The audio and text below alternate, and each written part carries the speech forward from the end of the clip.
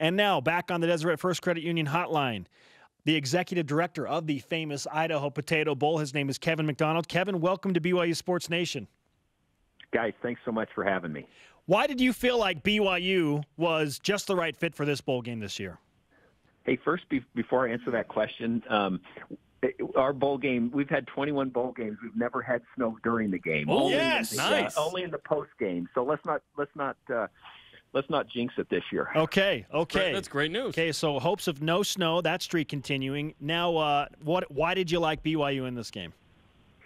Well, BYU is really a national franchise, if you will, in college football, and understanding the dynamics of our market here in the Boise area and the LDS population here, the interest between Boise State and the BYU rivalry, it all just made sense to us. And there's not many bowls who wouldn't like to have BYU in their bowl game, and it just worked out for us this year. So we're really excited to have them.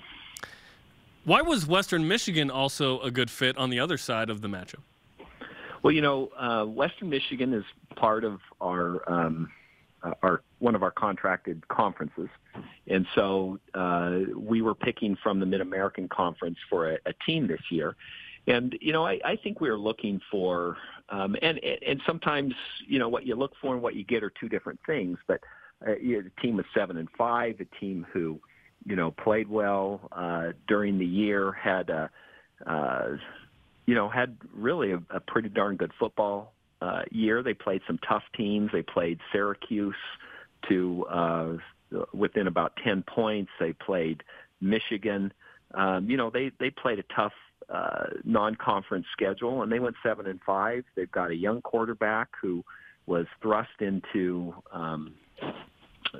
play when their starter got hurt, and he just got better every game. And at the end of the season, they finished with a win over Northern Illinois, who ended up winning the MAC conference. So we feel like we've got a team who plays really good defense, really good special teams, and a quarterback who's getting better. And I think when you look at that to the contrast to BYU, I think that it should be a good match on the field. The executive director of the famous Idaho Potato Bowl, Kevin McDonald, with us on BYU Sports Nation. Did BYU replace a Mountain West Conference team in this scenario when all the dominoes fell? I understand how it looks that way in regard to, the fact that a Mountain West team didn't get into a bowl game. But I think you have to step back a little further, and you have to understand that there's only 5 bowl ties to the Mountain West. And there were 7 bowl-eligible teams. And there was an overabundance of bowl-eligible teams this year. And it's an unfortunate thing because some teams are just going to get left behind.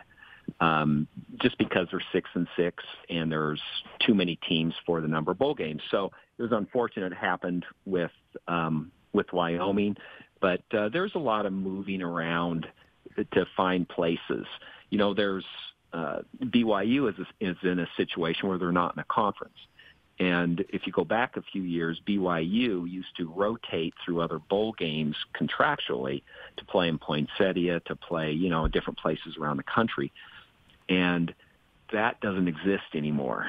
So again, flexibility inside bowl selections is really important to a school like BYU, and it's really important to the fans and I think to teams to go to different destinations, not play in the same places all the time, and really create matchups that are unusual.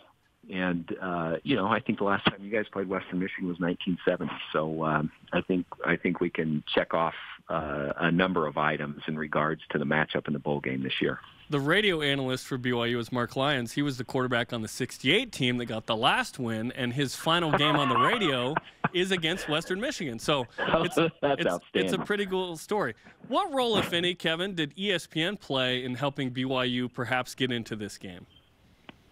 Well, BYU and ESPN, much like ESPN in conferences, they work to try to place BYU in bowl games. So ESPN had and by the way, we're owned and operated by ESPN, the bowl up in Boise. So they do play a part in it, and looking for opportunities and bowl games that BYU fits according to matchups. And again, every year, I mean, it's a brand new puzzle. Every year we get into the bowl season. How many bowl teams or how many teams are bowl eligible?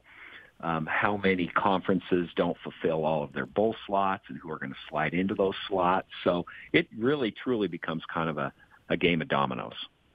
Kevin, we're just grateful that BYU has an opportunity to beat a team of Broncos on the Boise Blue. So let's throw that out there as well. Going for a first, yeah. Yeah, that's good. What kind of activities can fans expect to be able to participate in if they head up there and make the bowl game trip and the days preceding the actual game? Yeah, well, first on, I'll go straight to game day first because we will have we'll have an activity as part of our Fan Fest on game day inside the Boise State indoor practice facility. We call it Family Field Day. Family Field Day will be an area where really families and kids can do all these different kinds of NFL-style combine kind of things. They'll run the 40-yard dash. They'll have a vertical jump. We'll have obstacle courses. We'll have face painting. We'll have a lot of fun activities for young people and families who want to participate in that. And it's been a hit these last few years, and we think that's something that, especially on game days, fans will enjoy. Especially if we have a cool day, you can get out of it. You can come early, and really have fun activities prior to the game. We'll have a large fan fest that will be outside. The J.R. Simplot Company, who is a large sponsor of ours, will have a free fry feed. Albertsons is the sponsor of our Fan Fest, and they're going to have food. So there's going to be a lot of activities. We'll have a battle of the bands right there inside our Fan Fest area on game day, and I think we'll create really a lot of fun for the fans when they come to the game and are looking for something to do 3 hours prior to the kickoff of the game. Kevin, we're looking forward to it in Boise. Oh, go ahead. Oh, I was just going to say, I just have to make sure that I holler out the fact that, on a personal side, really love seeing the fact that Tanner Mangum's going to have an opportunity to be in his last game here in Boise, a product of the Boise area. And he was a kid, as you may remember, a young man who had committed to Boise State and then decommitted and ended up going to BYU. And hopefully there will be a big group of fans who will be there for Tanner. And we just think that's another kind of cool part of the story of the bowl game. Sure. Plenty of tie-ins for sure. We hope that there are a lot of BYU fans there. We'd love for this to be a home game of sorts for BYU football. There you go. Yeah, Kevin, thanks for the time. We'll look forward to it. December 21st, 4 Eastern, 2 Mountain, live on ESPN, the famous Idaho Potato Bowl, and the director. Thanks, Kevin. Thanks so much. On the Deseret First Credit Union Hotline, Deseret First, your values, your timeline, your financial future. And